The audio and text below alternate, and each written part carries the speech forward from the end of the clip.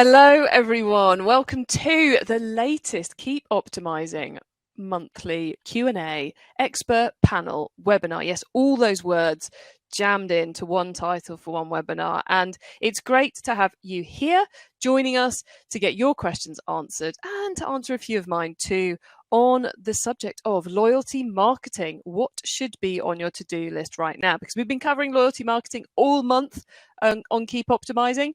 And we have covered it in quite a diverse set of topics. So we're going to be getting into those diverse topics and also looking at, kind of the right here, right now, things you can be doing with loyalty marketing and the various elements we covered in order to improve your business and your marketing. We would love to get your questions. So if you've got a question, add it now in the chat box. Do not wait until the end. Because if you wait until the end, I run out of time to get your questions answered.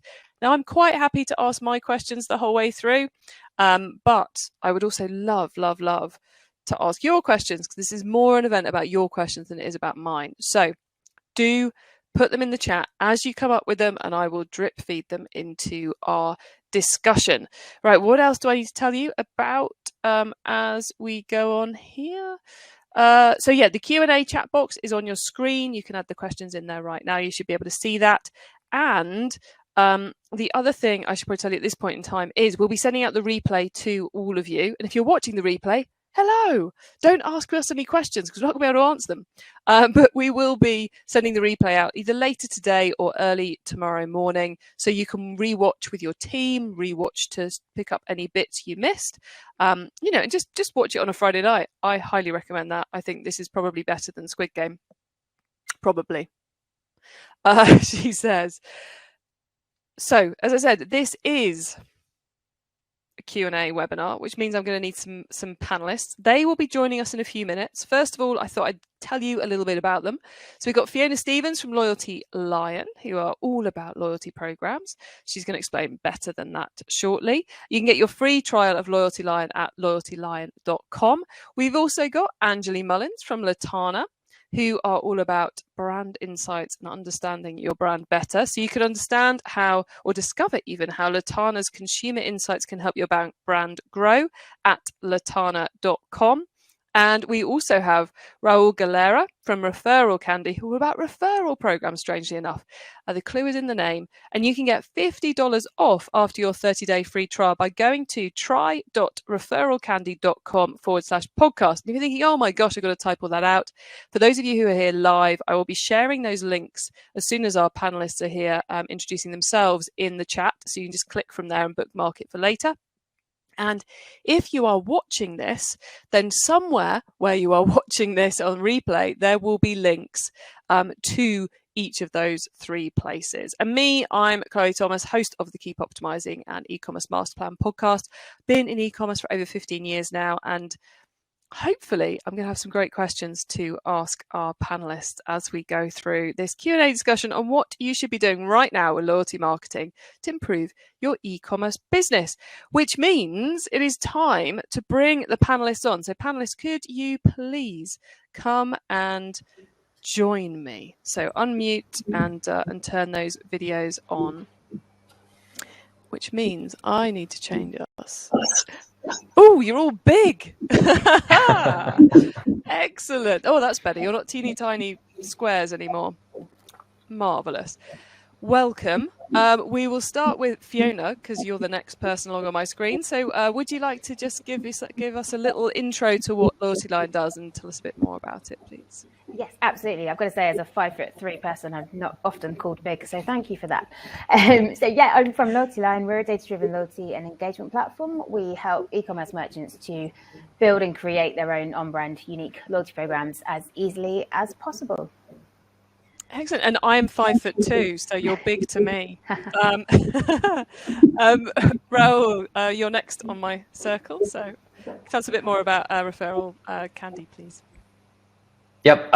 So my name is Raul. I run partnerships at Referral Candy, and we are an app that allows e-commerce brands to set up and run customer referral programs.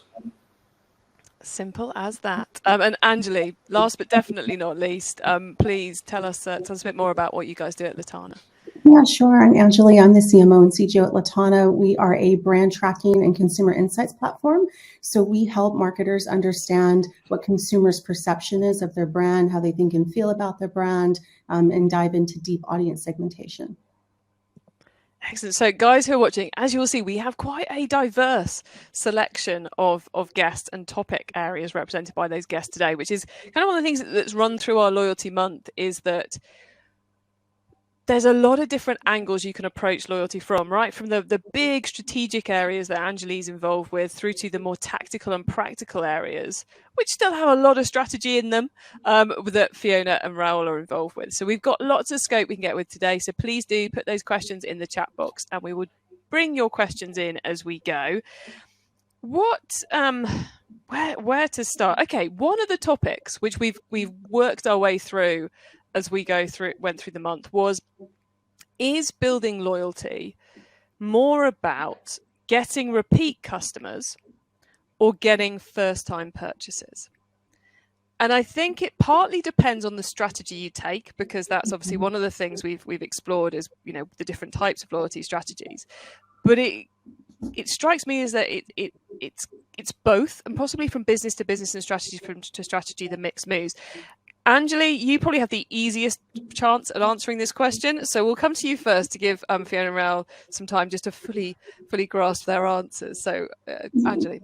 Thanks, Chloe. Yeah, I was definitely smiling when you asked that question, because it's one of those things that people talk about. Do we do this at the beginning or the end? Is it chicken or the egg? And I think it's both. Certainly from my perspective, crafting your brand, understanding your audience, that's the key and the essence of understanding customer loyalty. Because if you can get what the customer is looking for, understand their experience, their challenges, the delight in the products or services that they're using, you're automatically going to build loyalty.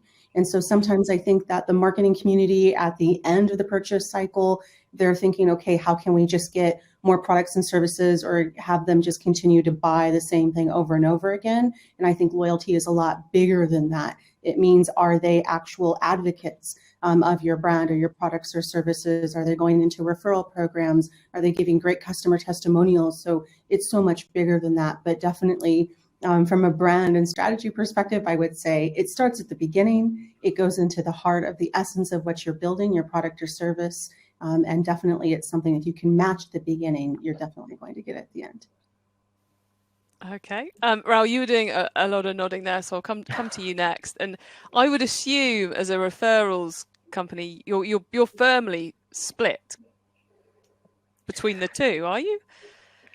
Yeah, I would say, we obviously focus a lot on, I would say we focus a lot on the retention side when we look at it from the loyalty perspective, because you are essentially turning customers into your own marketing team, to your own sales team, and you're turning them into advocates, which is something that we just mentioned, right? It's having the ability to convince them to go out and refer their friends. I always like to say that this all starts with a good product. There's nothing can beat a good product, a good purchase experience. Have your customers be happy with what they just did, and then referrals will come naturally. Obviously, referral programs help to build on top of that and help nudge people to continue to refer their friends. But this is all organic. You were just mentioning before Squid Game before we actually logged into the screen. That's one of the best examples of word of mouth that's happened in the past few weeks, because people just talk about it naturally, right? So yeah, we see obviously from the customer retention perspective, because you also can use referral programs to incentivize people to come back and buy again.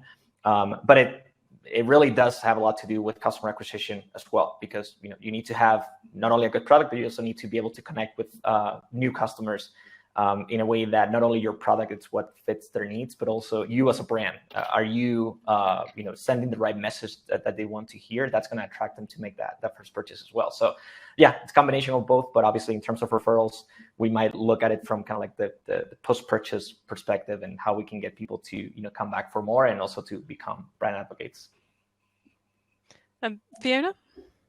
I think it depends.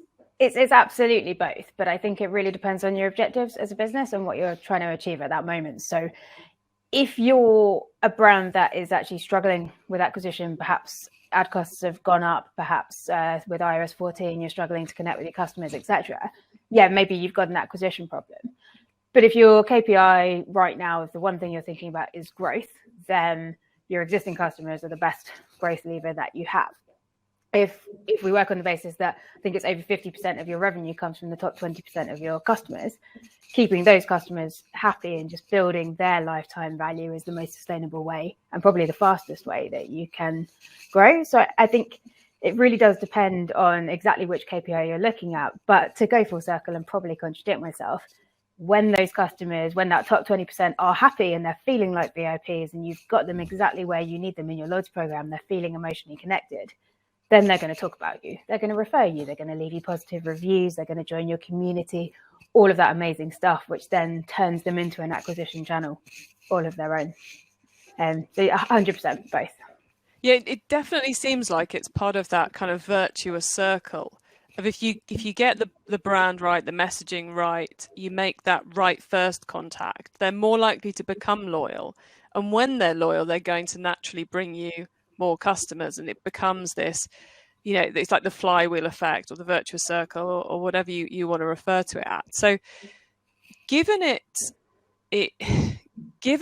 this kind of all-encompassing piece, I'm not going to ask you the question of, so should everybody be doing this? Because quite clearly, if you really want to grow, you've got to get this right. So let's not even go to that question.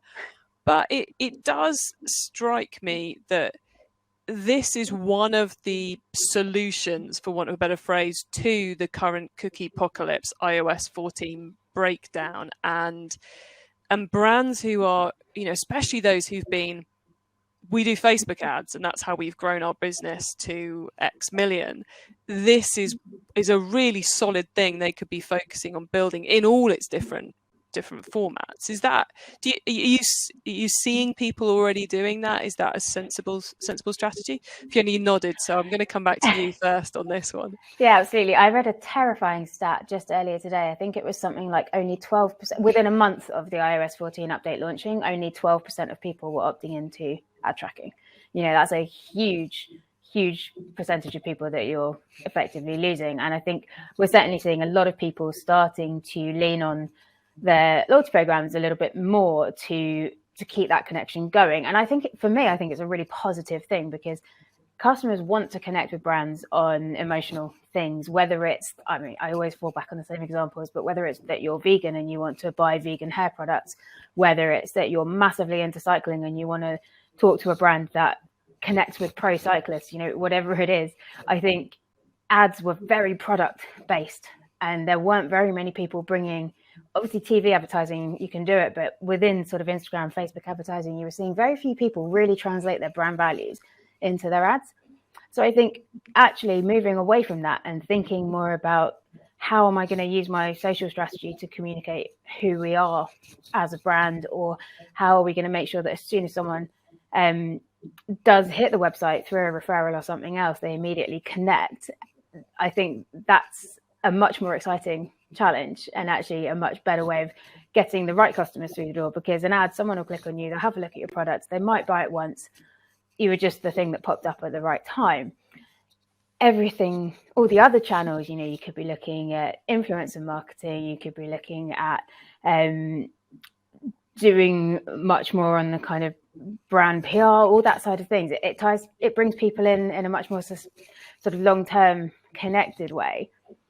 And then actually they're the right people. They'll come back and shop with you multiple times because they're on the same page as you. They believe in the same things. So I think it's obviously a big change for people, and you're having to move away from a channel that you've potentially relied on quite a lot. But I think it's a challenge that we should perhaps be embracing as marketers, because it'll make us think a little bit more carefully. Everything I've read, apart from the very techie articles, which to be honest I advise everyone to avoid, on the iOS, the cookie issues, it seems to be pushing us to be better marketers. Like the Facebook ads that are working still are the ones that have the emotional connection built in, whether that's via UGC or via something else, or great storytelling or something. It's like it's obviously good for us as humans that our privacy is being better protected, but I feel like it's in a few years' time we're going to be perfectly happy that this happened. Angeley, from your perspective, are you seeing brands brands getting more into brand and how those perceptions are because of these changes? Absolutely. That's everything we focus on at Latana. So we see brand tracking becoming its own space. And so just like Fiona was saying, you can't just be a Facebook ad promoting a particular product. We are seeing that brands are focusing more on the associations that their audience, their consumers have. So how do you think and feel about the brand? Does it align with what we believe as a company and the brand via what the customer believes? And so you see people really focusing their marketing, specifically their brand marketing, on this. What brands are also finding is that, and I think this is probably a larger marketing challenge in general, is that when marketers go to market, they think that consumers are going to align with a particular feature or service or product promotion. You can go down the list, but really they're aligning with a feeling. We talked about this last week. We talked about mental health marketing and how brands were using everything that everyone in the world has gone through in the past year and a half, and using that and saying, okay, we understand, we connect with you, bringing up really crucial issues like people postpartum depression, people going through all kinds of mental health issues, etc., and telling real stories, real people, real situations, and how that connects to consumers. So if you can make that connection, that's the long-term, loyalty. That's what will really play. But we're seeing that quite a lot in the brand space. Raul, your perspective on how much this can be a solution to the cookie apocalypse? Oh yeah, I mean, I totally agree with what both of you have shared before. First of all, in terms of how brands, and not necessarily just now with the latest update, but it's honestly something I've seen happen more and more after COVID hit a year and a half ago. A lot more competition in the space. Brands need to differentiate themselves. You can differentiate yourself in terms of product, but at the end of the day, a lot of brands are going after the same target audience with a similar enough product that at least at first glance, for the consumer might look fairly similar to make a comparison. So a lot of them are deciding to differentiate themselves in terms of branding. And so that's, being able to have like a compelling brand story, being able to create a community, which is something that Fiona just mentioned as well. Be able to create a community around your customers because they all have something in common, right? They all have some sort of, whether it's a hobby or some sort of like, even some political views. We've seen brands in 2020 going extremely political, and with the risk of alienating part of their customer base, but they took that risk also because it felt natural. We also, as consumers, can tell when a brand's trying to force some sort of marketing message on us. So it all comes down to what we're saying about doing better marketing. And also something that I've personally seen in the past year and a half is that, once again, brands that used to rely a lot on ads, they're starting to look at least from our perspective in referral marketing, they're starting to look at it not only as a way to acquire new customers, but also as a way to retain those, especially because it's a channel that they can own. They don't depend on third-party platforms like it could be Google or Facebook that Facebook could change Google can change the algorithm, anytime and make a dent in your business. Or we've seen businesses getting their Facebook ads accounts shut down for no reason, and even if you get them back up, that's something that brands are struggling, right? So at least it's a channel that you can almost 100% fully own, and that's rare these days. Yeah, jump in. I was just going to jump in. I also I think it's interesting. Facebook and Google, they're not going anywhere. I don't know if you saw they posted their profits recently. They're doing well. they're not going to disappear. It's not going to disappear as a channel. But there's so many ways that your loyal customers could actually be feeding your strategy. Lookalike audience is a perfect example. You've got a whole bunch of people who are members of your loyalty program. So use them to then reach a new pool of people who look very similar, share the same interests, etc. Or you could just be using those kind of broader brush ads with a different message. So as we said before, not a product, but actually use it to promote your loyalty program instead of a product. I think, it's. I certainly was on the bandwagon of advertising's dead, and it's not. It's definitely not going to go anywhere. So I think it's about figuring out how you can connect your loyalty program or your retention strategy to make it more effective. Yeah, it's interesting because I was earlier today, as we record this webinar, I recorded one of the episodes for next month on the Keep Optimizing podcast, where we're covering influencer marketing. And I was chatting with Jenny Tsai from Whereisma, and we were talking, about finding new affiliates and how to go about doing that. And her company, they do tracking for some huge brands, like massive brands.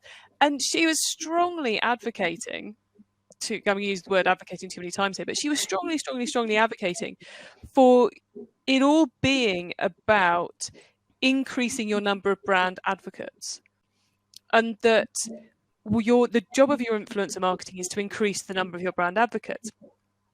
And therefore, any influencer campaign should start by creating a group of customer advocates from whom you eventually cherry pick some key influencers to work more with, and so on and so forth. And I was like, that's exactly what I'm talking about in the webinar later, basically, because it does feel like all these marketing methods are coming together, and there's a role for, just like, some consumers like Facebook. Some like, this is going to be a terrible example. Some consumers like different things, even if they like the same brand. But there's definitely that angle of, some will respond to a points-based loyalty program. Some will respond to a referral reward program.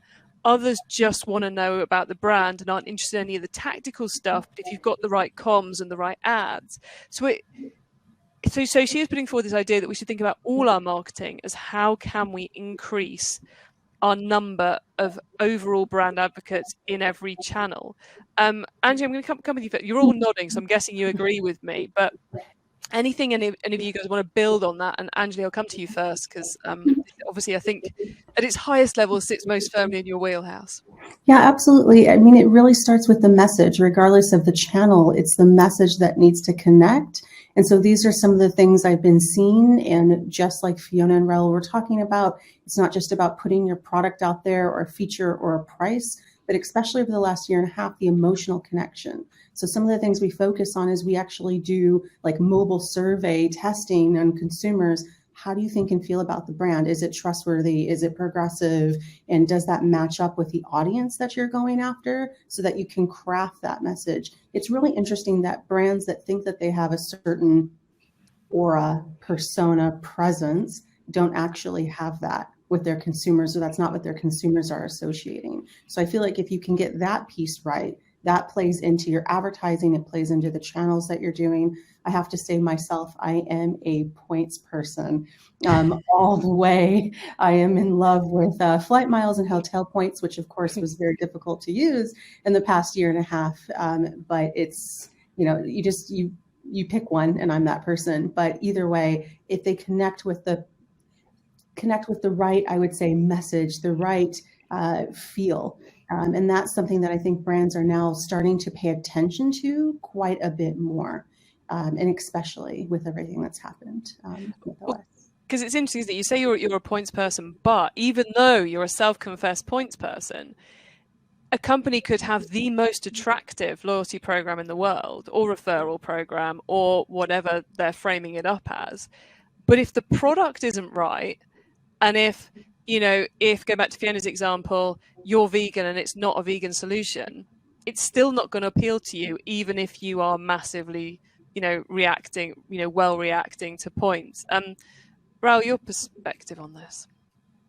I mean, I totally agree with this, and it's, once again, it's something that we've seen a lot in Referral Candy. A referral program is not going to solve a product that it's not working with your customer base, and you can have the most attractive referral incentive to get your customers to go out and refer, but if your product's not there, your customers are not going to do it. I mean, especially because there might be a little bit of a difference between how it would work in referral programs versus affiliate programs. In referral programs, we're talking about people that are referring their friends and family, so closest circle. Nobody would recommend a bad product to a coworker or a family member just because they're getting $25 or $50 out of it, right? So that piece of that piece of trust, it's what makes referral programs work really well, because the recommendation is not coming from a salesperson; it's coming from somebody that you trust and somebody that that if they're recommending something, it's because it either worked for them or they think it's going to work for you, right? So yeah, it all comes down to adding on top of something that should be happening organically. If your customers, and it's something I tell brands all the time, if you have if you've been in business for a while and you have a steady number or growing number of orders and new customers coming in, I guarantee you already have referrals. If you don't have a referral program, you probably don't know how many of these new customers are coming from referrals or what percentage of your revenue is coming from referrals. But I guarantee that you already have some sort of word of mouth activity happening, because it's just the natural move for any brand, really. And Fiona, you're thoroughly nodding away there. I agree. Yeah, I think there's. Sorry, I've forgotten the name of the lady that you were interviewing this morning, but I think Jenny. She's absolutely right in that. Some of your existing customers could be your biggest influencers, and they may not be Kim Kardashian, and you may not have to pay them £2 million per post either, so even better. And it'd be really easy to just pop those people into a VIP tier of your loyalty program, and give them additional perks. It could be free delivery, it could be come into the store and have a glass of champagne, could be anything, but making them feel really special, which means they're more likely to go on and make those referrals and really be those ambassadors. But I think the other thing is that we all think about loyalty as a separate thing, a separate tactic. And actually, there's no reason why it has to be siloed at all. So we've been talking about this as a business. I actually did some training on it recently. Is, well, how does your loyalty program and your influencer strategy actually go together? How is one driving the other? If you're investing in, and a lot of people are investing in paying influencers, it depends on the tier of influencer as to how much. But if you're investing there, you want to get as much ROI as possible. So use your loyalty program to get more ROI from it. If you can do things like just making sure that you're giving people points for liking and sharing your content, then the influencer's message gets seen by more eyes, and it gets spread further afield. If you can get the influencer to mention the loyalty program as part of the post, I know a lot of the time you get to draft it pretty much yourself. So, include the loyalty program in that message, but just really encourage people to not think about, okay, influencer marketing, that's one channel, and loyalty marketing is another. Every channel can kind of work together and power each other. My perspective on this, having recorded all these kind of diverse interviews across Loyalty Month, is that it's a way of operating. It's not it's an all-encompassing business strategy, which is far more important than it used to be, because of all the trends we've had and all that's been going on. And I'm really super excited to see what happens in this space as we go through 2022, because I think, and actually to be fair, for the rest of 2021, because with all the many issues, because we thought last Christmas was a weird one, this one's even weirder, with supply chain issues, delivery issues, pingdemics, rumors of more lockdowns or not lockdowns, or who knows what's going to be happening. But one of the fundamental things running through this autumn is going to be that there's probably not going to be enough of what people want. If you go out shopping at the beginning of December, you're probably not going to get your number one choices of gift for everyone you're buying for. Stop, you're stressing me out. But you'll get something great, but it probably won't be the number one, because, I found it yesterday, there's a massive shortage of cardboard in the world. So God knows what that's going to do to all of us. The cost of containers have gone up. The prices aren't going to be as low as they are. It's going to be really fascinating to see how brands approach Black Friday. Which brings me on, this isn't Chloe's little lecture on Q4, brings me on to a question for you guys, which we're going to do as our last question, I think, today, because I think it's going to be a good note to end. I'm hoping it's going to be a good note to end on. No pressure, the three of you. No pressure at all in your answers. But it strikes me that there is a space for starting or amping up the place of loyalty in a business this Q4, because the normal tactics we deploy, either in the case of Facebook ads, are not the same as they were in the past. We're not going to be sitting there minutely tweaking stuff all over Black Friday weekend or whatever the big weekend is, because it's just not worth it anymore. But also because if there's not enough stock, you don't want to give away the margin. So that's when gift card campaigns for Black Friday, or referral campaigns for Black Friday, or loyalty campaigns for Black Friday, or just rather than running a Black Friday campaign, we're going to double down on what our brand is, and we're going to do a live stream about something other than a discount. So it strikes me there's a big opportunity to do this over the next couple of months. Sorry, I know you're all really tired. All of you watching, I know there's a lot going on, but trust me, this is better than sweating over Facebook ads. So what would you recommend to a retailer who's going, I haven't got enough stock, but I need to keep customer engagement going? What would you recommend for them if they wanted to take a good step on their loyalty journey as we go into what's left of Q4? I'm going to ask for a volunteer here because it's a big old question. I'm very happy to jump in if that's okay. This ties into, we released the new discounting playbook last month, which had some really cool research that I was really excited about, which looked at consumers and how they respond to discounts versus how they respond to other alternative incentives. That could be things like early access to sales, or the opportunity to contribute to a charity they support, the opportunity to earn loyalty points, etc. And the good thing was that actually people across the board were as responsive to those other things as they were a discount. So I think if it were me going into Q4, I'd be really segmenting my customers and looking at, okay, who are my loyal customers who I could do something that isn't a discount with? Actually, I could offer them early access to a sale. I could offer them a product bundle that other people can't access. I could offer them free shipping, etc. Then you're not going to really impact your margin. And in fact, you're going to just build their lifetime value because they're more likely to come back again. And then save the discounts for the new customers, save the discounts for the Facebook ads, etc. And that way, you're protecting your margin, you're protecting your customer relationships, but you're also potentially solving some of that fulfillment problem. If you only offer a certain set of products to your most valuable customers, you've got numbers, there's this many that are worth X to me. I will give them priority access to this product that's going to fly off the shelves. And then that the people who are most valuable to you are not going to be disappointed, essentially. And I think combination of all of the above, I think you can definitely still use discounts, but you really can be offsetting that margin erosion with these more lifetime value building things. But the key thing is also just communicate. I think we all learned from the pandemic, if you're not going to be able to deliver something, if it's going to be late, if it's going to turn up in a different package to what someone's expecting, customers actually don't mind. They know you've had a tough year. They've had a tough year too. As long as you tell them what's happening, keep in touch and don't make them feel like you don't care, then, I think we can all kind of navigate through it together. Yeah, and I think whenever there's not enough stock, segmentation is your friend. Yep. So it's like, please segment everybody. Who wants to go next? Angeley or Raul? I can start. Yeah, okay. Sure. So, I'll come at it from a different perspective, more of a branding perspective. Q4 has so many different holidays for so many different people in there. What we're finding is brands that can connect with real stories. So instead of just offering the discount or pushing the product, brands that say, hey, we're going to be closed on this particular day. It connects with consumers because they feel loyalty to what that brand believes in.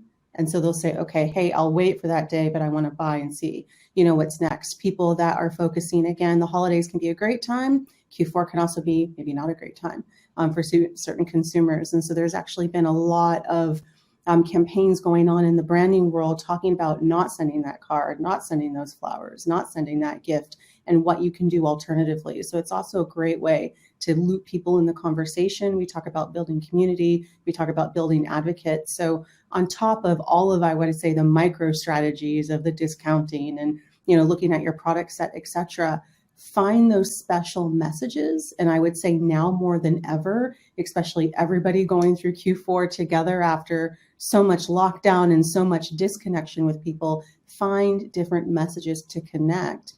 And you're really going to see, the loyalty come through. So if I can just add to that really quickly, I'm seeing more and more brands ask what customers want and ask what messages they want to receive as well. There's a card company that I've been buying from called Thoughtful.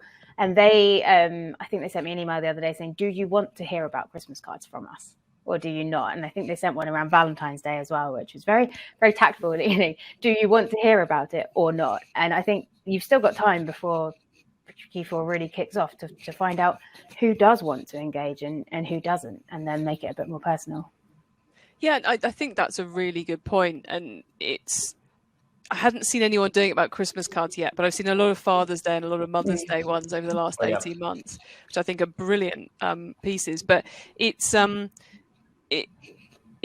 interesting to think maybe you could even go out to your audience and go, look, we're planning on not doing Black Friday because of X, Y, and Z reason. Maybe then we've got a couple of grand spare in the marketing budget. We'd love to give it to a charity.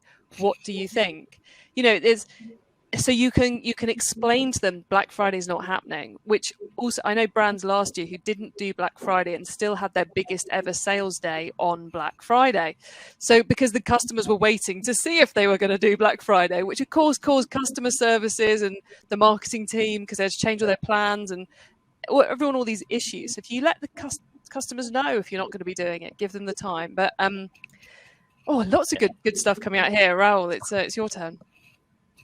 So I mean, first of all, I'm really curious to see what happens this Black Friday and holiday season, because there's just so much going on, to be honest. I mean, it's to start with, I mean, first of all, I think it's going to be very uneven depending on how the pandemic, not necessarily how the pandemic is going, but also how governments are reacting to the pandemic. So for example, our team is in Singapore. Singapore is effectively still on lockdown.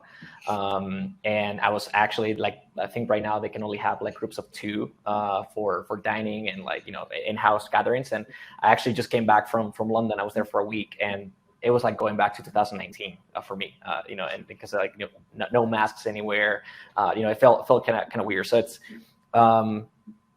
so I think that, each country is going to, have its own kind of way of dealing with this. And that's also going to affect the split between e-commerce and retail. Last year was mostly e-commerce. So, sales were really possibly affected by that because most customers, just relied 100% on e-commerce to make their holiday and obviously Black Friday purchases. But this year, we don't know, maybe, retail stores will, have the year that they had in 2019. So we don't really know what the split's going to be like. And then, so, something else that I wanted to mention is that I've been talking to agencies lately, and I'm surprised that a lot of them, and this kind of resonates with what you guys were mentioning, a lot of them are recommending not to do the traditional Black Friday, especially because, there's supply chain issues. You might not be able to get that many products out the door. So, might as well just sell the ones that you have at the full price, which it can also possibly affect the way that you're positioning your brand, especially if you're maybe more kind of in the luxury side or, higher value items. Not offering a discount might also help with your own branding. So a lot of agencies are recommending that. And one thing that I would mention in terms of what brands can do to kind of leverage. I mean, there's always going to be some sort of influx in new customers that you get during the season. Just make sure that you have a clear post-purchase path for them, right? Whether it's to join a loyalty program, to join a referral program, to leave a review, to subscribe, to maybe receive content from the brand, to join a community. Not necessarily, kind of like the traditional, and I keep seeing over and over, a traditional post-purchase path for a lot of brands is just send you discount codes, right? And that if I just made a purchase, I might want to hear something different about your brand. Maybe tell me a little bit more about, I don't know, how your products are sourced, or what's your manufacturing process, or what's the story of your company, right? So I think it's a good time to connect with customers and maybe get them whatever the path is that it is that you want them to follow. Make sure that you have a clear one for hopefully by 2022, when all these supply chain issues get solved and we kind of go back to a normal world, and there's no shipping delays or anything like that. You can have that in place, and you can rely on that pool of loyal customers to either refer their friends or make recurring purchases. Whatever it is the strategy that you're following with them. Excellent answer. I think what we're saying here, everyone, is connect with your customers and do your best to pre-warn them of things so you don't screw up. Because there's probably more loyalty to be lost than gained in this Q4 if you're not doing it in the right way. Well, look, thank you guys. You have been absolutely excellent members of our discussion today. It's been a treat catching up with all of you again. So thank you for coming on. Now I need to tell all of you watching that we have been listening to Fiona Stevens from Loyalty Lion, and you can start your free Loyalty Lion program at free trial even at loyaltylion.com. Angeley Mullins from Latana, and you can discover how Latana's consumer insights can help your brand grow at latana.com. And Raul Galera from Referral Candy, and you can get $50 off after your 30-day free trial. Apparently I can't read today, apologies everybody, at try.referralcandy.com/podcast. And if you're hastily scribbling those down, if you're on the live webinar, they are in the chat, so you've got a couple of minutes just to quickly click on those and bookmark them for later. And if you're watching the replay, they're somewhere near this video. Depending where you're watching it, those links are somewhere near you. If you are still working out on those Black Friday plans, you will find our Black Friday tips episode is already live with these lovely lineup of experts giving us their top Black Friday tips, covering everything from why you shouldn't do Black Friday through to your Facebook ad strategy and beyond. And that's episode number 66. You can listen to that right now on the podcast. And like I said, next month we are talking influencer marketing, where we've got 3 episodes I've already recorded, so I can tell you we're going to be covering what's working right now and how to scale up with Cody Wittick. We're going to be doing podcast advertising, which does count as influencer marketing. And then we're also going to be covering how to find the right influencers. And I've got something really awesome booked for episode 4 of that, but I don't want to jinx it, so I'm not telling you. So thank you all for tuning in. Thank you guys for being an awesome panel. And it's bye from all of us.